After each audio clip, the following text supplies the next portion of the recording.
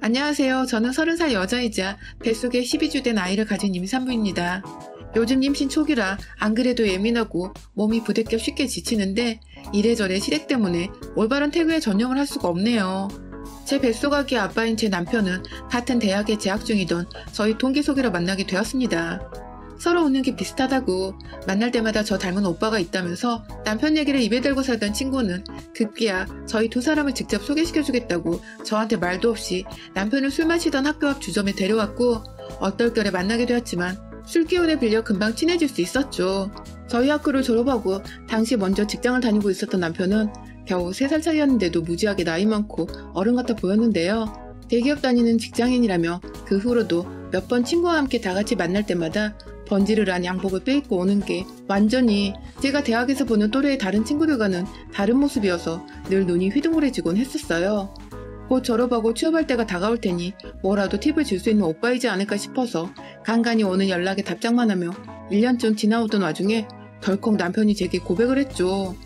졸업학년이 빡센 것도 알고 취업 준비로 바쁜 것도 알아서 고백을 지금 해야 하나 말아야 하나 많은 고민을 했지만 이왕이면 옆에서 함께 도와주며 연애를 시작하고 싶다던 남편의 조심스러운 고백은 취업 준비로 진이 다 빠져있던 제게 참 단비 같은 존재였어요. 괜히 설레고 숨겨져 있던 연애 세포가 막 되살아나는 기분이 들며 남자친구가 생긴다는 게 어떤 건지도 모르고 대뜸 고백을 받아줬답니다. 네, 이 남자는 제 인생의 첫 남자였습니다. 단 한 번도 연애를 해본 적이 없었고 여중 여고로 나오면서 일을 가며 남자들이 있는 대학으로 진학을 했건만 그럼에도 누구 하나 대시를 한 번 안 하더니 남편이 짠 하고 나타난 것이었습니다.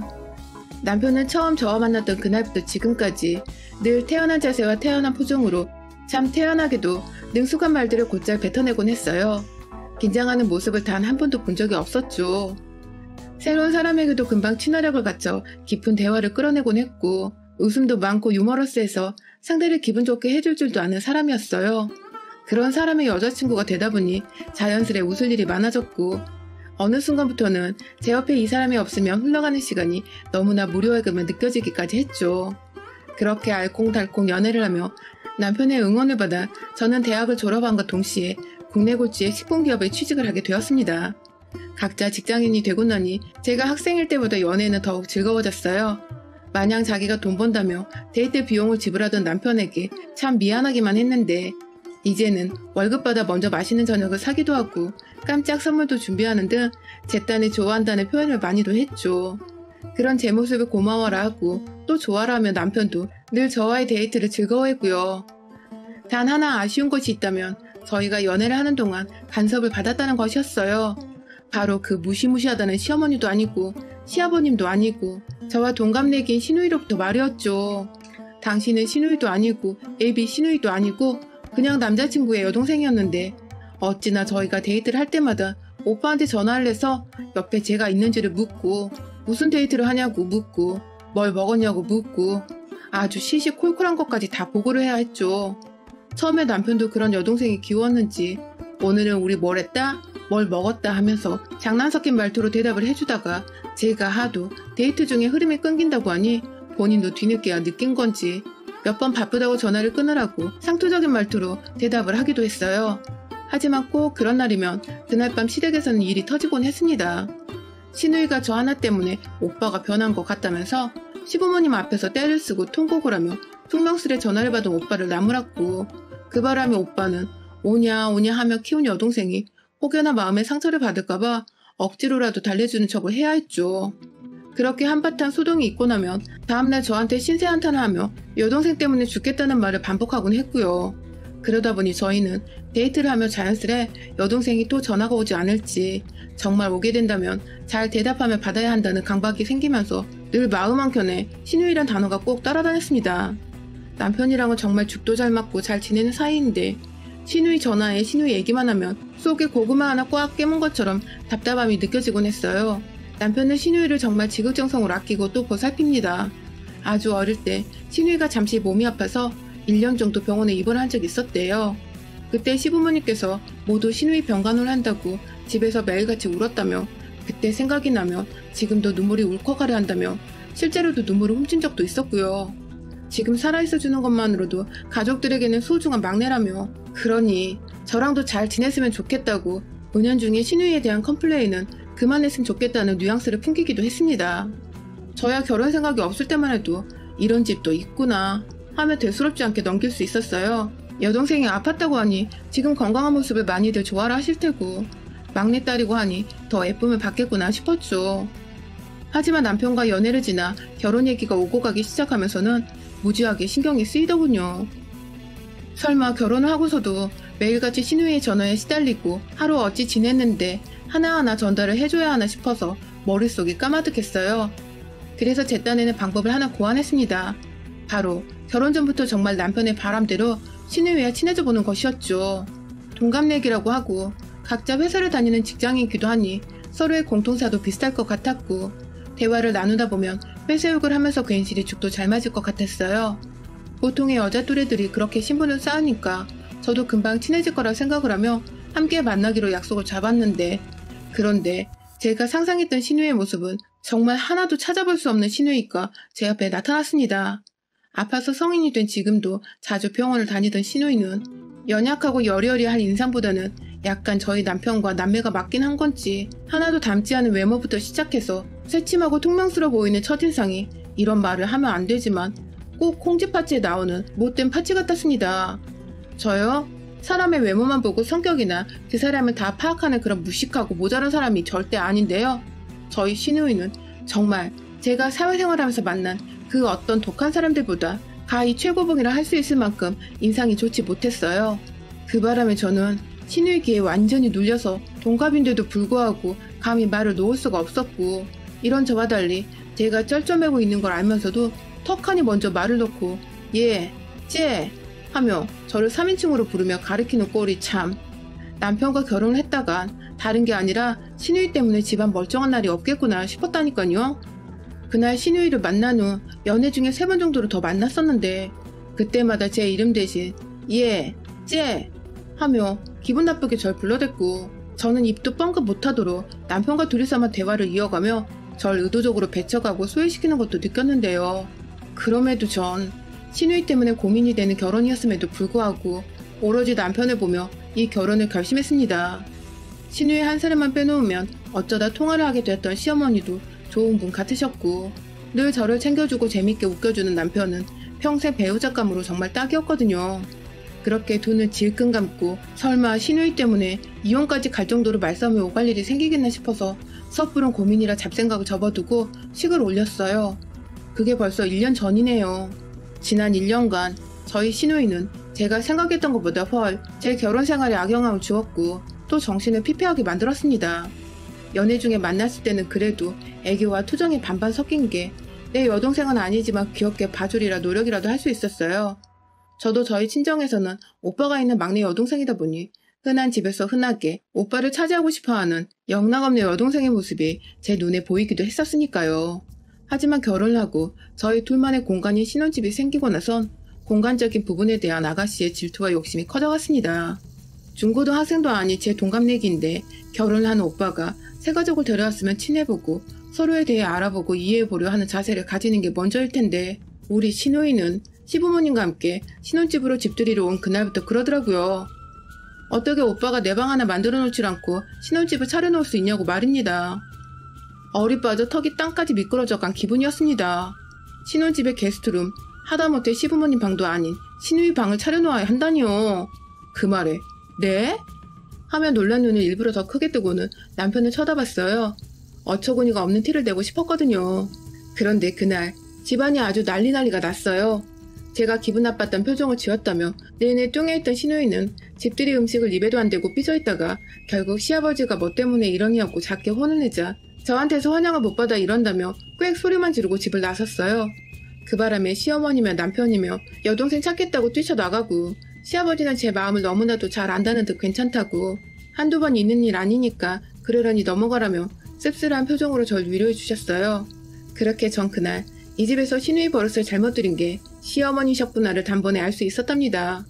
그 뒤로 신우이는 저희 집에 자주 찾아오거나 제게 따로 연락을 하진 않았지만 남편과는 거의 매일이다시피 전화통화를 했었습니다.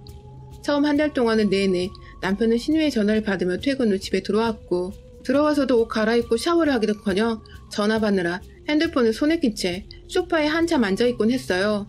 제가 해도 너무한 거 아니냐며 집에 들어올 때만 해도 전화 통화를 좀 줄이거나 밖에서 통화를 다 하고 오라고 눈치를 줬죠. 정말 남편이 철딱선이 없게 여동생과 매일같이 통화를 하는 답없는 인간인 줄 알고 결혼 자체에 막 실망을 하려 했는데 대화를 해보니 그간 남편도 어쩔 수 없었던 것이더라고요. 회사에 퇴근 후 집에 도착할 때쯤 귀신같이 신우이가 통화되냐고 통화하자며 전화를 불이 나게 하는 바람에 하는 수 없이 전화를 받았던 것이더라고요. 하소연을 하며 제게 털어놓는 남편한테 저도 시댁 식구들과 집들이 이후 또 문제를 일으키기 싫어서 그냥 받으라고 했고, 그렇게 남편은 일주일에 한 번 정도 겨우 제 앞에서 신우이와 통화하는 모습을 죄인처럼 들키곤 했었답니다. 참, 이게 무슨 짓인가 싶더군요. 그런데 제가 전화 받는 걸 싫어한다는 걸 신우이가 알게 된 것 같았어요. 남편이 한 달 사이에 갑자기 전화를 피하고 자기 생각으로는 오빠가 집에 도착할 때인데도 바쁘다는 말을 계속하며 안 받으려 하는 티를 내자 그게 다 저 때문이라고 생각을 했나 보더라고요. 그때부터 본격적으로 시작된 동갑내기 신우이의 시비, 그것도 바로 저희 신혼집에서 시작되었어요. 신우이는 전문대를 졸업하고 잠깐 대기업 비정규직으로 1년 정도 일을 한 후 현재 한 중견기업에서 회계 업무를 맡고 있습니다. 고등학교 때부터 특성화고를 졸업해서 그쪽으로 진로를 일찍 잡았다고 들었어요. 그 얘기를 남편한테 들은 지도 벌써 연애 때부터 오래되었었고, 신우이가 무슨 대학을 졸업했건 지금은 어느 직장에서 얼마를 받고 뭘 하며 출퇴근을 하든 저는 정말 하나도 관심이 없었습니다. 신우이 인생이니 본인이 원하는 대로 능력대로 사는 것일 텐데 제가 뭐라고 거기다가 잣대를 들이밀겠나요? 그런데 우리 신우이는 본격적으로 신혼집에 자주 발을 들이밀기 시작하면서 저를 살살 긁어대는 말들을 시전하며 제 기분을 왕창 상하게 만들었어요. 남편과 저 둘 다 퇴근하고 집에 와 피곤해서 저녁을 시켜 먹으러 가면 허락도 없이 신혼집에 사과 한 봉지를 사다 들고 오더니 제가 해주는 집밥도 먹어보자며 부엌 식탁에 떡하니 자리를 잡고 앉았어요. 말없이 제 집에 찾아온 것부터 기분이 나빴지만 빈손도 아니고 사과 한 봉지를 또 들고 오니 뭐라 할 수도 없고, 피곤해서 배달음식 시켜 먹으려고 한다고 하니 오빠는 결혼해서 고작 와이프한테 바깥 음식을 얻어먹으며 사냐며 결혼 잘못했다고 그렇게 집밥 좋아하던 우리 오빠 불쌍하다며 저와 남편 앞에서 이 소리를 아무렇지 않게 짓거리곤 했습니다. 엄마도 알아? 하며 시어머니한테 금방이라도 일러다 바칠 기세길래 잘못한 것도 없는데 전 괜히 쫄아서 당장 집밥 차려주겠다며 손발을 걷어붙여 부엌에서 한참 요리를 하다 갖다 바치곤 했죠. 꼭 집에 올 때는 핑계 댈 만한 것들, 예를 들면 사과 한 봉지나 커피 3잔 등 1인당 돈이 5,000원은 넘지 않을 정도의 음식들을 함께 들고 와서는 제 집에 들어오던 신우이. 그렇게 한두 번 오다 보니 이젠 제가 만만해졌는지 저의 삶에 대해 터치를 하기 시작했어요. 제 직장과 제 나이, 제가 살아온 지난 제 삶들을 모조리 꺼내들어 이러쿵 저러쿵 되도 않는 잔소리와 간섭을 하기 시작한 것입니다. 앞서 말했듯이 저는 신우이가 사는 인생에 대해 정말 단 일도 관심이 없는 사람입니다. 그런데 신우이는 한두 번도 아니고 잘 알지도 못하는 제 직업에 대해 까내리기 시작했어요. 친해지려고 먹을 거 들고 사온 줄 알았는데 저를 까내리기 위한 자리를 마련하고자 찾아왔던 신우이는 다 같이 모여 거실이나 부엌 식탁에 자리를 잡고 앉으면 기다렸다는 듯이 저에게 질문을 던졌어요. 뭐하는 회사냐? 연봉은 세후 얼마를 받냐? 같은 기본적인 것부터 시작해서 그런 식품회사를 다니면 머리에 망을 끼고 일을 하냐? 직접 기름 두르고 요리도 하냐면서 별 그지 같은 소리를 해대며 재밌다고 혼자 웃더라고요. 아니, 식품회사에서 요리사만 근무를 하냐고요. 신우이처럼 회계 일 하는 사람도 있고 마케팅 하는 사람도 있고 디자인 하는 사람도 있고 죄다 각종 분야에서 잘 나간다는 사람들이 다 모인 회사인데 진짜 유머가 아니라 비꼬려고 기분 나쁘게 웃으며 이런 질문을 하는 신우이를 정말 한 대 때려주고 싶은 거 꾹 참았습니다. 그러다가 최근에 제가 임신을 하는 바람에 완전히 온몸이 긴장의 연속이었어요. 첫 임신이었기에 기쁜 마음도 컸지만 주변에 유산을 한 친구가 있었기 때문에 좀 조심을 하려고 했죠. 남편이나 저나 건강관리를 최우선으로 여기면서 회사도 나름 열심히 다니고 있었고 마인드 컨트롤도 잘하고 있었는데 임신 소식을 듣자마자 또 달려온 우리 신우이. 무슨 말을 해도 정말 최대한 잘 넘겨오려고 했는데 그날 신우이가 절 제대로 빡이 돌아버리게 만들었답니다. 언제나 집에 와서 시답지 않은 제 일상을 걸고 넘어지며 빗꼬리하던 신우이가 하다 제가 인생을 헛살았다는 헛소리를 짓거렸거든요. 제가 대학을 다닐 적에도 취업에 대한 부담이 컸기에 최대한 기본에 충실하자며 졸업학점도 4.2를 유지했고 남들 쌓는 기본적인 어학 스펙부터 각종 전공에 관련된 자격증들을 따다 모았습니다. 지금 다니는 식품회사도 우리나라 1위 식품회사 있고 들어가면서 자부심도 컸고요. 저 취업하는 걸 옆에서 봐주고 도와줬던 남편도 그걸 너무나 잘 알고 있고요. 그런데 비교하라는 건 아니지만 전문대 졸업하고 비정규직으로 한번 대기업에 들어갔다 잠깐 이러고 나와서 지금은 작은 회사에서 일하는 시누이가 자꾸만 대기업 별거 없다면서 학점 관리 제대로 못한 나도 들어가질 않았냐며 제 앞에서 저의 대학 시절의 노력들을 다 헛수고했다는 말을 하더군요. 네, 대기업 별거 없을 수 있죠. 인생의 일이 전부가 아니라면 굳이 큰 회사 다니면서 남들보다 야근도 많이 하고 업무 강도도 세게 받으며 일할 필요가 없으니까요. 그렇지만 스펙이라고 할 것도 없이 토익 700점 겨우 넘게 받은 게 전부라는 시누이가 제 앞에서 비꼬는 듯한 기분 나쁜 웃음을 멈추지 않으며 계속해서 제게 헛살았다고 말을 하니 그 말이 제 가슴에 비수를 꽂았어요. 그리고 이내 이제 임신을 했으니 쓰다 버려질 게 뻔한 직원이라는 해서는 안 될 말을 던져낸 시누이. 대기업에서는 임신한 여자는 쳐다도 안 본다고, 다른 직원들도 임신한 여자한테 일 시키고 뭐 시키고 하기 마음 편하겠냐며 하다 제게 먼저 이 일을 그만두라며 보채는 시누이의 말이 듣다 짜증이 밀려오더라고요. 순간 제 표정을 읽었는지 옆에서 남편이 저를 달래보겠다며 시누이의 말을 가로챘습니다. 왜? 요즘 세상이 어떤 세상인데 임신했다고 그만두냐? 시누이를 조곤조곤 가르쳤는데 우리 시누이는 또 그 말에 지지 않고 대답하더라고요. 그리고는 해서는 안 될 말을 하고 말았어요. 아니 글쎄 지가 뭐라고 제가 임신해서 회사에서 잘린다는 데 손모가지를 건다는 말을 하는 게 아니겠어요? 뱃속에 지 조카가 자라고 있는데 손모가지 건다는 소리를 하질 않나. 임신했다고 축하나 못해주망정 곧 회사에서 잘릴 거라고 악담을 퍼붓질 않나. 이대로 가만두자니 제가 속에서 어마어마한 천불이 나는 바람에 빨리 불을 꺼야 했어요. 매일매일 빈손으로는 안 오는 시누이가 그날은 손에 시어머니가 주신 들기름을 들고 왔거든요. 회사 퇴근하고 저희 집으로 바로 왔는데도 시어머니 들기름이 손에 들려있는 걸 보니 저를 꼽주려고 아침부터 들기름을 회사에 챙겨갔다가 친히 그걸 들고 곧장 저희 집으로 퇴근을 했나 보더라고요. 저한테 악담을 퍼볼 생각에 기분 좋게 이거 들고 출근했다 퇴근했을 시누이 생각에 머리가 더 터질 것 같았습니다. 아무래도 스트레스를 속으로 삼키느니 밖으로 뱉어내는 게 뱃속 아기 태교에도 좋을 거란 생각이 들었어요. 그 순간 정말 1초의 망설임도 없이 귀하디 귀한 국산 들기름을 그만한 값어치도 없어 보이는 시누이에게 확 부어버렸습니다. 순간 병으로 확 쳐버리려는 걸 겨우겨우 참고는 들기름 뚜껑을 열자마자 시누이의 눈이 딱 마주치고는 곧장 얼굴에 명중을 해서 들이부었죠. 온몸이 얼굴에서부터 질질 흘러내려오는 들기름으로 범벅이 된 시누이는 고소한 맛 때문인지 미끌미끌한 촉감 때문인지 한동안 지금 이게 무슨 일인가 하고 정신을 못 차리고 있었는데 곧이어 오빠!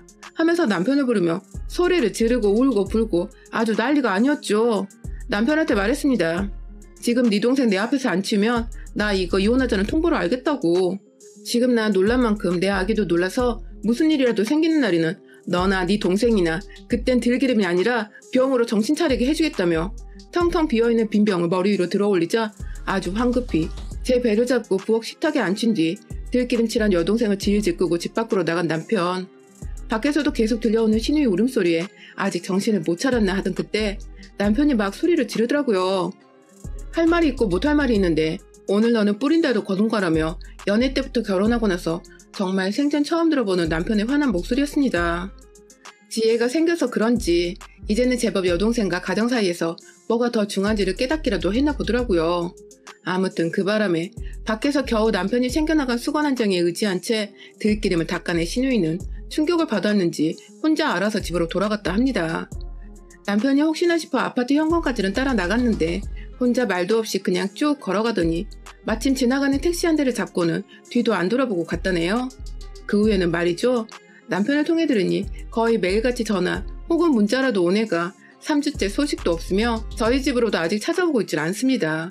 혹여나 싶어 시어머니께 연락을 드렸는데 자신이 준 들기름을 어디서 쏟았는지 얘가 기름칠이 돼서 집에 들어왔다며 그날 이후 조용히 잘 지내고 있다고 하시는데 시어머니께서는 아무것도 모르시고 계시더라고요.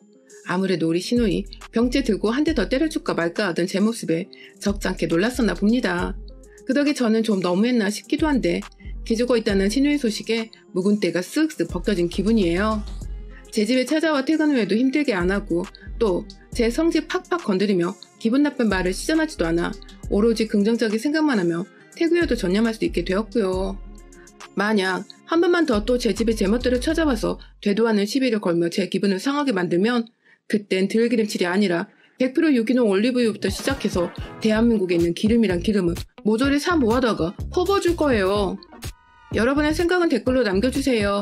오늘도 시청해주셔서 정말 감사합니다.